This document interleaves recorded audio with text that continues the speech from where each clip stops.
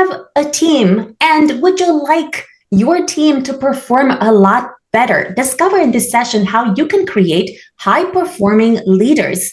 In the session with Andy Neely.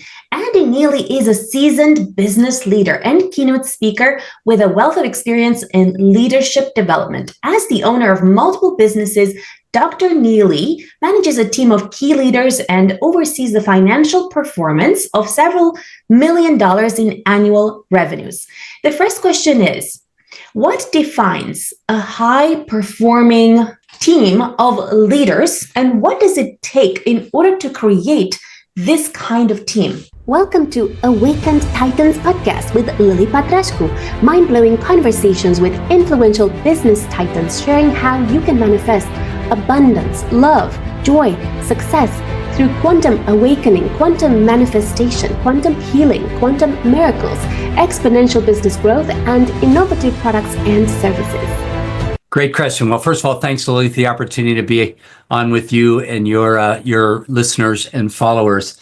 That is $1 million question, isn't it? If we could figure that out exactly. I've been thinking about that for a long time. I work with lots and lots of management teams. Leadership and management are not in opposition. It's not like you quit being a manager when you become a leader, but leadership is more than management. And as I've written about it and interviewed, done research, my dissertation studies, I think we can boil it down to 4 simple ingredients, simple to understand, a lifetime of execution around them.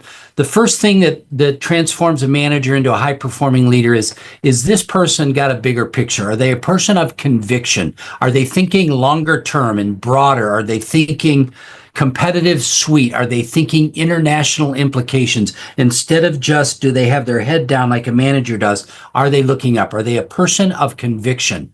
Secondly, are they a person that's investing competence into their team members? Are they helping their team members execute well? Are they giving their team members what they need to perform against the goals?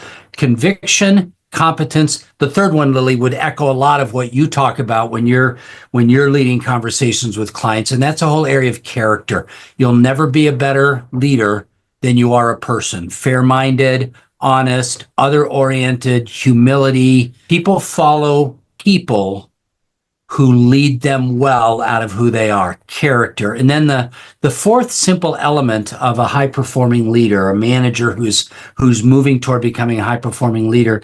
Lily, quite honestly, I struggled for a while with what I was observing. I couldn't quite put my language around what I was seeing. And then I came across kind of an old-fashioned word here in the States, the word covenant.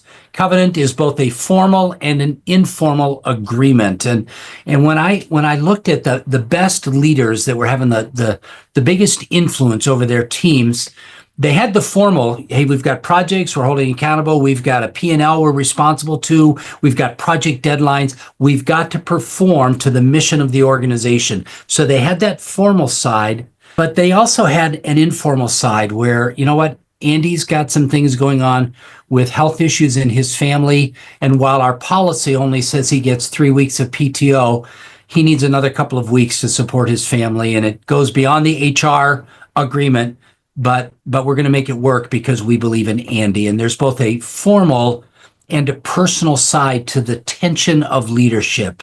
So conviction, competence, character, and covenant. An easy way to remember it, but a lifetime of challenge. How do managers become people that carry those 4 leadership necessities into their everyday work? Long answer, sorry about that, but I've been thinking about this for a long time.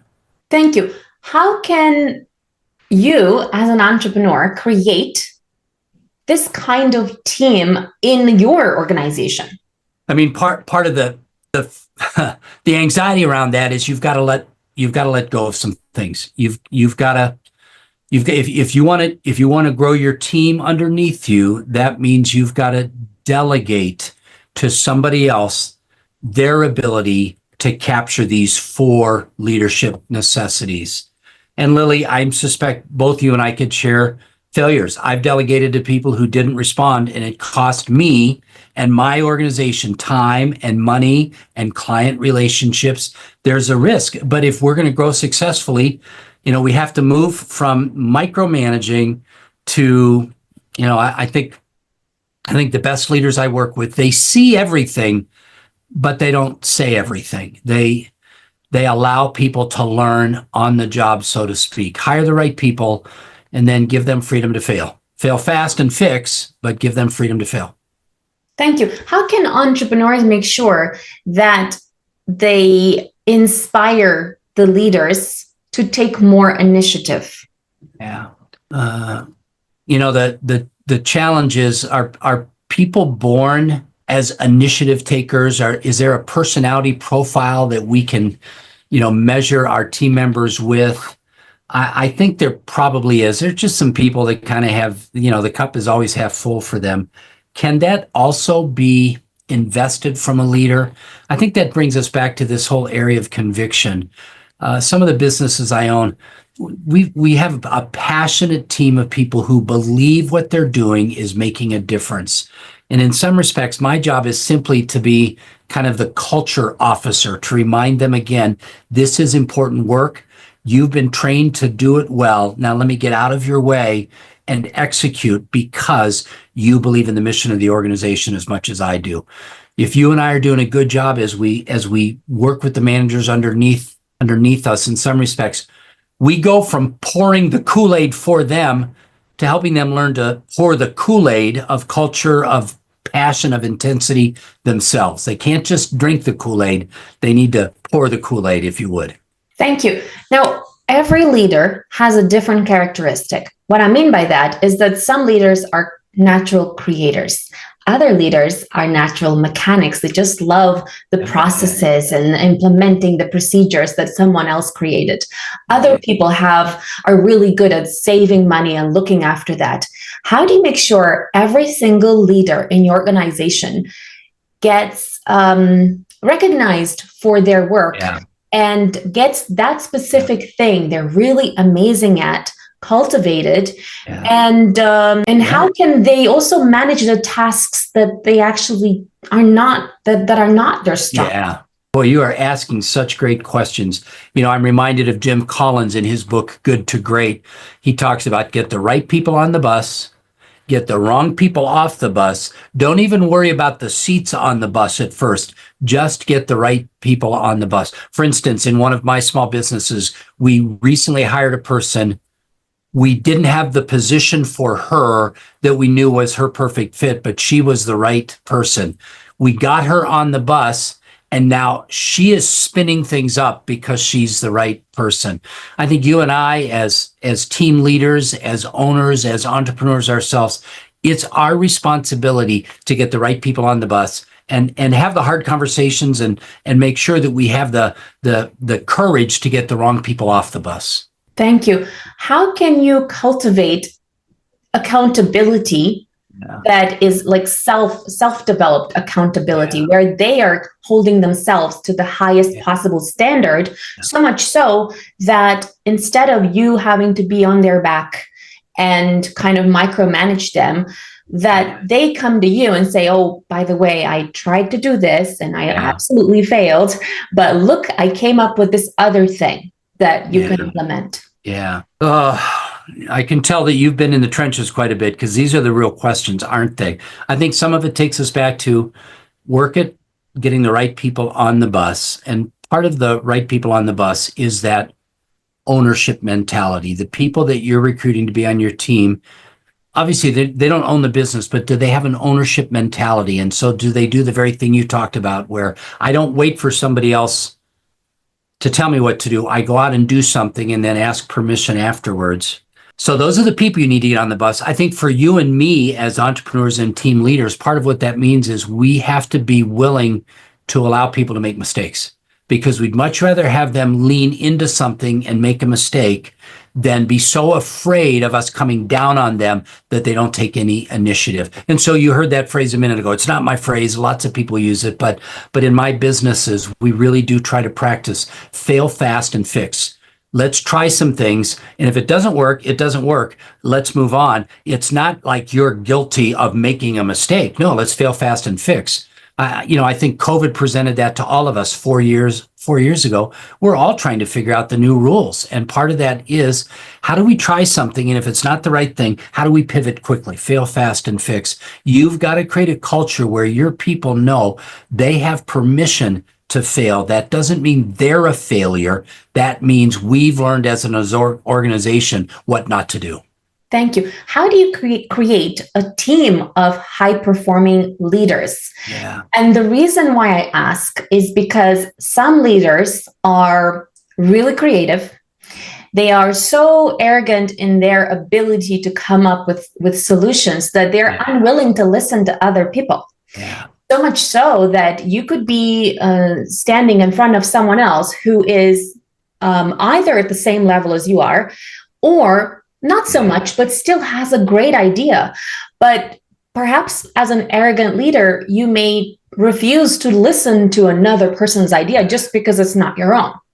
Yeah.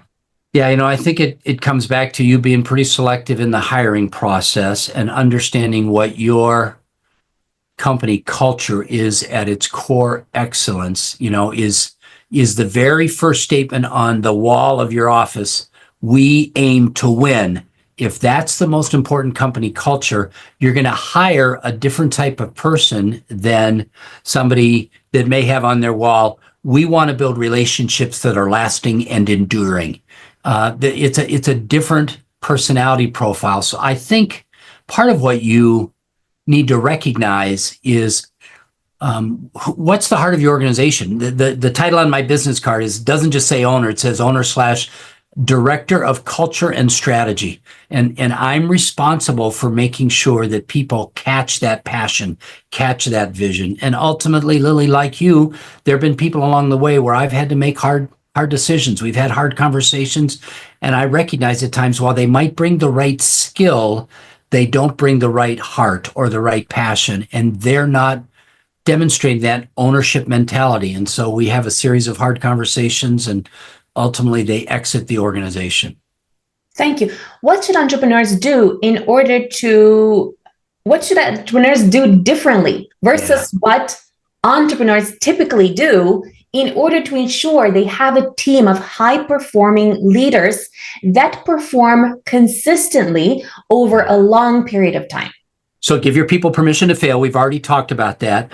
Reward the high performers, celebrate successes, keep that conviction piece, that passion, that high aim vision, that keep lifting people's eyes up. The world is just a tough world out there. We get beat up every day on the way into the office, inside our home offices, at the office, on the way home. Your people are beat up. And so part of what your job, if you are leading a team, part of your job is you've got to be Chief Encouragement Officer, CEO of that investment. If you as an owner do not believe the cup is half full, your team's not going to believe the cup is half full. You've got to be the one that's got the spring in your step. And I know you and I could both tell stories on this podcast of the difficulty 4 years ago. How do you know when the cup is half full? Is this going to work? And that's where I come back to, fail fast and fix. One of the other truisms that I think healthy teams demonstrate is a degree of confident uncertainty. Hey, this is what we understand and this is what we're going to do, but we've got to have enough agility in the marketplace in the mid 2020s that we've got to be agile. We're going to do this. We're going to do this with all of our might. And if we find out tomorrow that we need to pivot 10 degrees, we're going to pivot. Confident uncertainty. Those are the ethoses that you and I need to be investing into team members to give them freedom to perform beyond us and without us. Thank you. What are the biggest mistakes entrepreneurs do that cause their teams to become low performing? Yeah. Well, I think first of all, it's hiring in your own image. You and I need team members around us that are going to challenge us, that are going to have different perspectives. It's easy to hire somebody that is a yes person. Can you handle hiring somebody that says, I think that's a stupid idea, boss? So avoid hiring in your own image, and then avoid micromanagement. Part of the risk of fail fast and fix is you have got to let go. What that means, it sounds wonderful in a podcast when you and I are talking to other budding entrepreneurs. It's going to cost you money. it's going to cost you time. You're going to be the person. That's why leaders are at the bottom of the pyramid, not the top of the pyramid. Because leadership is expensive. You will pay the price for their mistakes if you've delegated authority to them. That's part of what you inherited when you said, I want to grow my organization.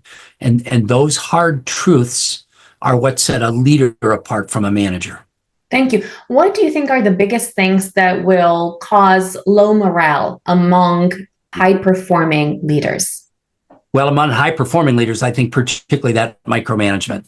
If I'm a high-performing leader, if I'm leaning into things, if I'm growing in conviction and character and competence and covenant, I don't want to be micromanaged. I don't want to be told what to do. I want to be told what the outcome is, and I want to be given the freedom to perform. I think the second thing is when owners, when entrepreneurs, when visionaries are afraid they're going to lose their top people, and so they put the screws on. Truth of the matter is, Lily, it's that timelessly true adage. So do you want to help somebody scale up and risk losing them? Or do you want to keep them at a low level of competence and be stuck with them forever? I think part of what every good entrepreneur needs to recognize is if you really do help high performers grow, they may leave. And that's going to be part of your leadership legacy. They're going to go to other organizations and impact those organizations positively because of how they grew underneath you. Thank you. What's the best way to motivate high-performing leaders? It's interesting. Patrick Lencioni talked about this in one of his podcasts, and everybody will respond to a pay raise. We're all happy with the pay raise, but what people want is freedom to be creative, freedom to be energetic, freedom to fail and fix, freedom to learn, and freedom to grow. We both heard this old adage: people join organizations for the job, they leave because of their boss. The best way to demotivate somebody is to be a thumbs on top of their forehead boss. You've got to give them freedom. That's risky because they might fail. They're going to cost you money. They're going to cost you time. They're going to cost you market share. They're going to cost you client reputation. That's why you've got to be on top. Leaders see everything. They just don't say everything. You've got to be a risk taker. Thank you. One of the most important things that have lowered my morale in the past was when I felt that my ideas were not listened. Yeah. And I often saw how something could be optimized so quickly that it could make such a massive difference to the bottom line. And when the boss was arrogant and not really listening to that and not seeing that, there are some really simple things, and it doesn't matter that I have no experience. What matters is that the idea itself, if you really closely look at it, it can make a significant difference on your bottom line. So I wonder what other ways are there to motivate, to incentivize? I think your point about people who come to you with good ideas, the truth of the matter is, you made me smile when you said that, because I had a manager several years ago come to me with a really bad idea, but he thought it was a good idea. And he was meeting his marks and exceeding his marks. He was doing a good job. He was creating a team of energy underneath him. And ultimately, Lily, my COO, and I said, yes, go ahead and give that a try. She and I both knew it was going to fail, but we believed in him, and at some level, we hoped he would prove us wrong. He didn't.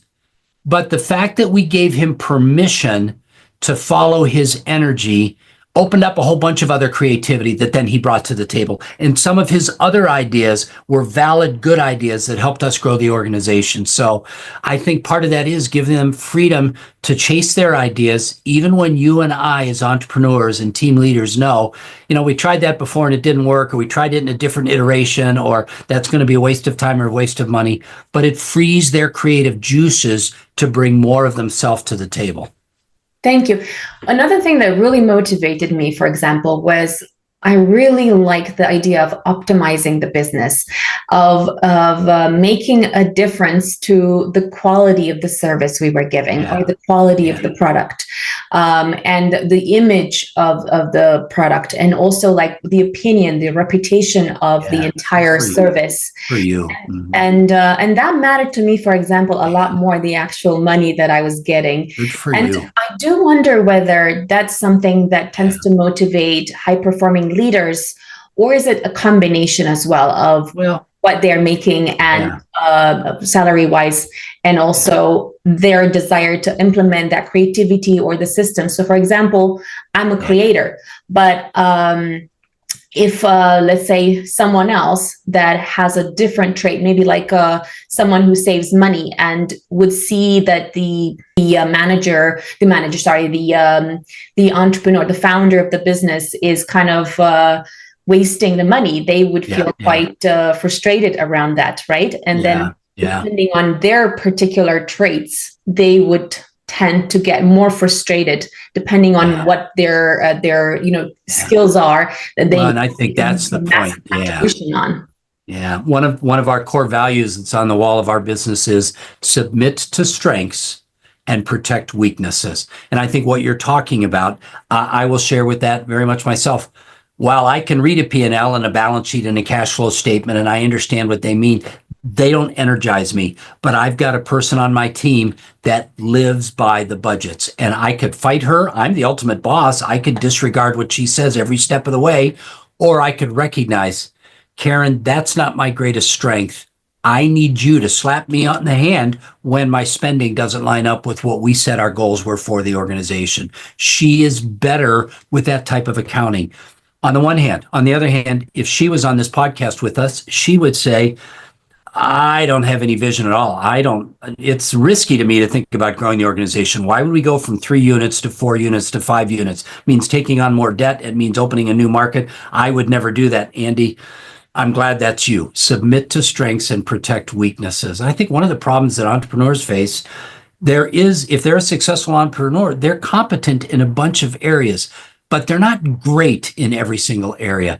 Can you bring one of your weaknesses, the thing that you're not strong, to somebody like Lily who has that strength, and can you submit to their creativity or their systems orientation or something like that?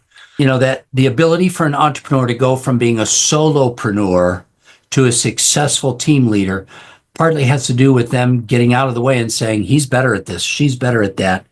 I'm going to take a step back and trust their leadership in those areas. Thank you. How important do you feel values are in terms of aligning you as a founder, your values with the values of the company and the values of the leaders? And the reason I ask this is, for example, my values are around integrity, honesty, and offering a really great service to the clients. And it's so important to me that we do that. And I know of other companies that, for example, all they care about is the money. They don't care if the books are good. They don't care if the actual service is okay, as long as they're making money. Yeah. And for me, it just doesn't align with me. Yeah. So I do wonder whether you find that it is, values are a key motivator for high performing leaders, or whether you find that depends on the kind of leader that you actually hire. Yeah.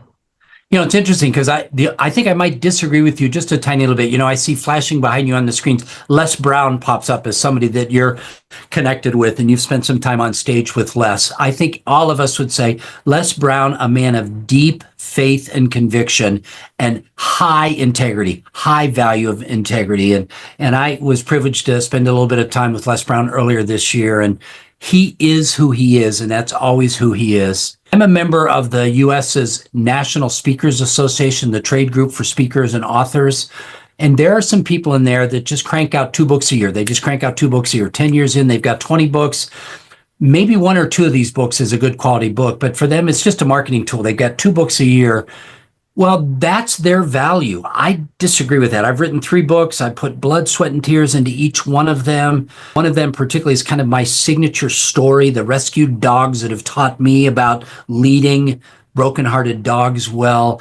And my value is I wanted to do that book well. My friend Alan just wants to put out 2 books a year. I don't think his value is the wrong value. It's just a different value. He and I, if we were going to go into publishing together, would be at opposition because he'd want 20 books in 10 years.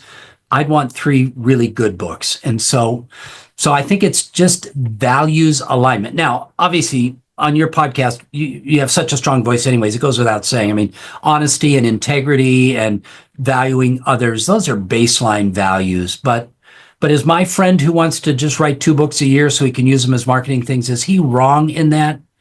No, that's just a different approach than I would take. Thank you. What qualities should entrepreneurs look for when hiring high-performing leaders? Well, I think the first one is they should be a little bit scared of the person they're hiring. This person is better than me in a couple of these areas. Are they gonna grow beyond me? Well, they might, but actually if you treat them well, they'll grow with you.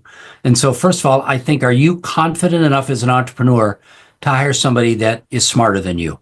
I think all successful people, really what they figured out is I just want to make the people around me successful. So the first thing I would say is, are you confident enough to hire people that are smarter than you? And as you said, maybe in certain areas, maybe not in all areas, but in certain areas, are you successful? And then are you willing to cede some control, to give them some control? The organization, if you hire high performing leaders, 2 years, 18 months, 36 months, the organization is going to look different because of their high performing leadership. Are you willing to loosen the reins a bit and let them grow the organization with you?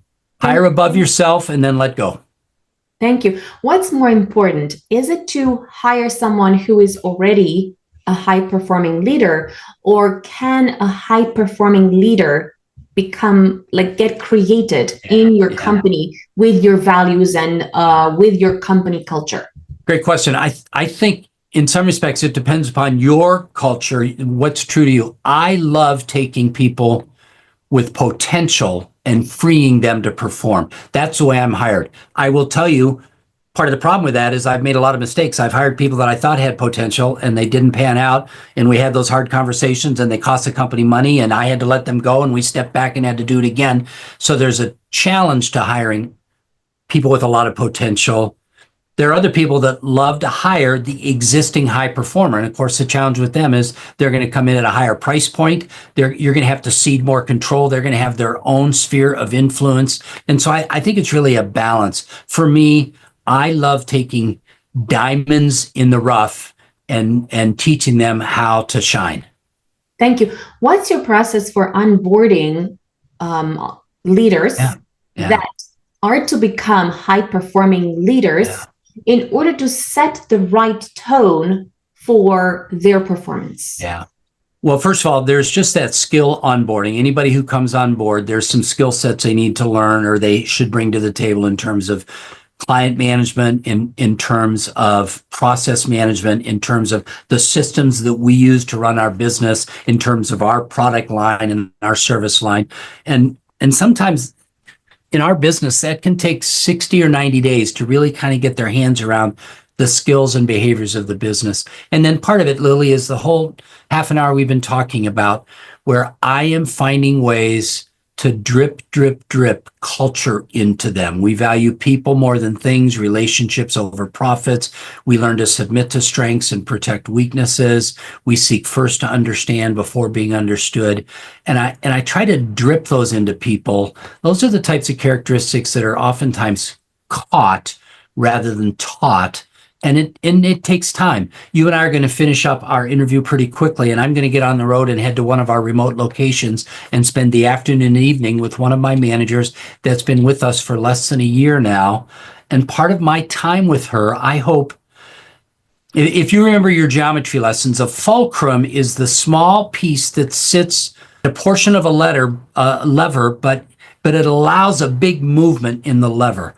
In some respects, if you and I are good leaders as entrepreneurs, we're that fulcrum where when I invest a little bit of time in this emerging manager, I'm hoping there will be a big payoff as she learns culture, as she learns ethos, as she learns freedom to be who she is and creativity, as she understands how to pour our Kool-Aid and not just drink our Kool-Aid. You and I need to be that fulcrum that uses the leverage of a minimum amount of time, but a maximum amount of impact. Thank you. What's the best way for entrepreneurs to resolve conflict among high-performing leaders? I think I think the first thing they have to do is you just have to lean into it. Managers have the easy conversations. Leaders, and almost by some definition, leaders only get the hard conversations because managers will resolve all the easy conversations. Leaders have to learn to lean into the hard conversations. And I see you nodding and smiling. You and I both know, in your experience and in my experience, the hard conversations typically end up not being that hard if you will just address them honestly and move forward into them. So you've got to lean into the hard conversations. Obviously, as you lean into those, you need to be prepared. You can't just wing it. What's causing this problem? What led up to this? How do you need to be prepared for their response? Where are they going to object? What have you seen before? Leaders, you and I need to think about preparing for hard conversations ahead of time.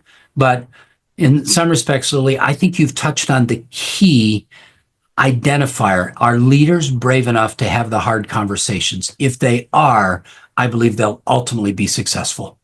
Thank you. What's the right approach for entrepreneurs to set realistic goals for high-performing teams that will motivate them at the right level, that they feel compelled to not only perform well, but feel so motivated by it? Yeah. And I think part of it has to be, you and I need to be flexible. This year has been a challenging year in our businesses. And we have missed budgets more often than we've made budgets in almost every one of our business units this year. This is going to go down as kind of one of the most challenging years that we've faced. We haven't missed wholesale. It's not like we're on 40%, but we've consistently been at 85% of goal month in and month out. And so part of what I've had to learn is, so people aren't getting bonus, they're demotivated, that they see numbers that are unrealistic that they're trying to reach. We've had to adjust the budget. And I think there's probably some accountants and CPAs and CFOs that would say, you can't adjust the budget. That's what you put down. The banks are counting on that. You're counting on that. Your shareholders are counting on that. I'm a privately held business owner. I am my own shareholder, and I can explain things to the banks. But if the finish line changes, you need to have enough flexibility to change the finish line and find a way to celebrate the successes that are there. I think the other thing I would say to entrepreneurs particularly is, bonuses and commission structures, they are always they're a decision that an owner makes. And I would say, owner, don't penalize your people. Celebrate successes with them. Once again, I come back to leadership is expensive, right? We're at the bottom of the pyramid, not the top of the pyramid. If it's a hard year, leaders eat last. That's Simon Sinek's book, Leaders Eat Last, about, what? If our profit was supposed to be this big and it's only that big, I'm the one that only gets this much. My team still feels the full success that they've earned. So thank you. Tell us about the work that you've done with high performing leaders. Yeah. And how has that impacted them and their company? Yeah. Well, there's the ability for leaders to coach their people up is critically important. A major tech firm that I worked with for a number of years, their sales teams had the greatest success they ever had when their managers were coaching their sales team with the very concepts that we're talking about, the coaching for improved performance. And so when you become a high performing leader, I'm not sure anybody ever fully becomes a high performing leader, but when you're on that journey, when you're growing your conviction and your competence and your character and the covenant you have with your people, when you're on that journey, your people are free to become themselves, free to be flexible and grow underneath you, free to run harder than they've ever run before.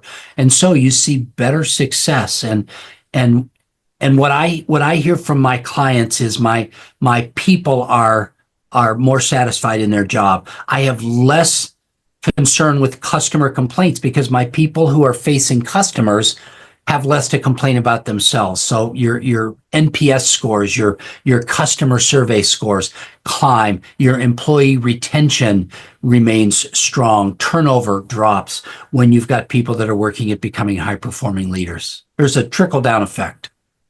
Thank you. One thing that I remember that has always motivated me is growth.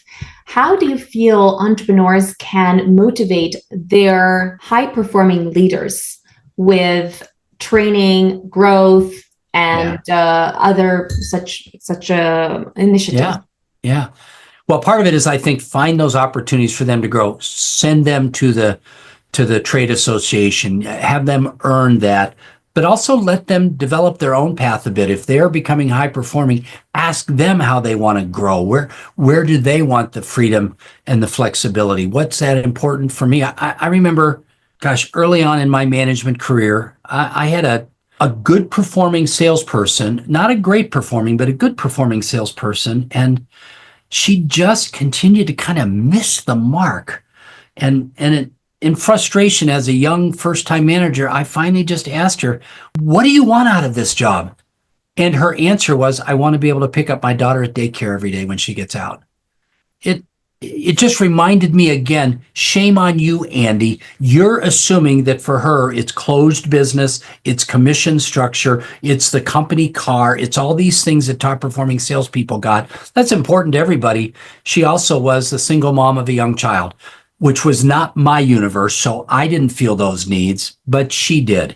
I think finding out what's the button for your person and giving them a path to get to do that, to find out what's on their bucket list, and can you help them check off something on their bucket list.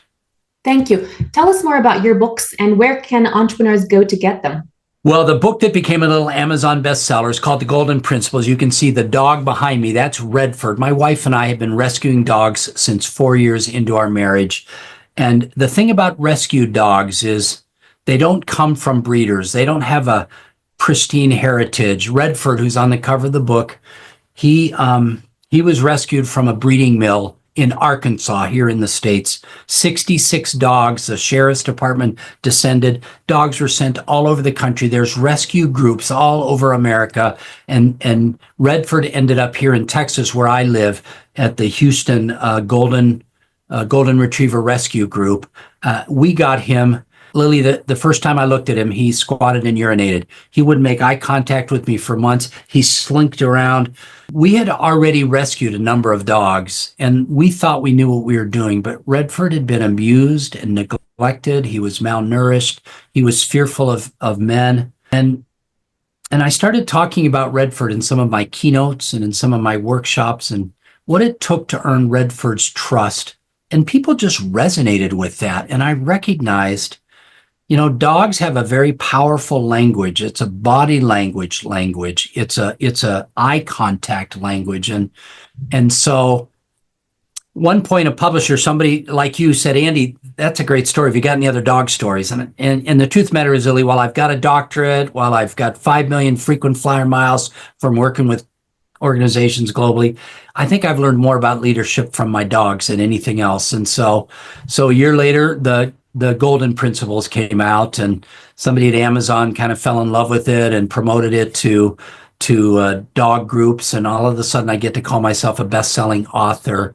The other couple of books I've written, Executive Presence, it's really about helping those frontline managers realize, how do I own a room? I'm in charge of a weekly conference meeting now. How do I make sure that people look to me? How do I use PowerPoint or Keynote well? How do I dress so that I'm not overpowering, but that I'm professional? What kind of sustained eye contact do I need to have? Just really the fundamentals of executive presence.